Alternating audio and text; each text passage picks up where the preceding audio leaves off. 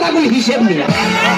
এত মাস মাস ছেলেটা বিয়ে হয়েছিল জানো, সুখে সংসার করছিলাম গো, সুখী দাম্পত্য জীবন মধুময় হয়ে উঠল, কত হাসি আনন্দ সুখ দুঃখে ভরা সংসার, হঠাৎ কি যে হলো।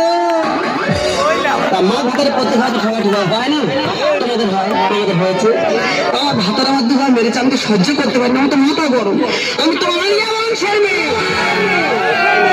সহ্য করতে পারিনি, মেরেছি বলে আউটে হাঁটু জুতা, সেজন্য দম ধরে রাখতে তোমরা কামালে ভাতা মেরে সে গালটা কি হয়েছে, আমার খুব একটা অসুবিধা হয় না, মোটামুটি ম্যানেজ হয়ে যাচ্ছে। সে তো গেছে কিন্তু তার টু কপি রেখে গেছে। সে যন্ত্র কোথায় গেল বলো দিন, দেখেছো যেমন জিনিস গেছে তার টু কপি রেখে গেছে। কত সহ্য করবো, তোমরা তো মা হয়ে যাও, আমি মা হয়েছি, ভালো লাগে না আর, জ্বালায় জ্বলে গেলাম।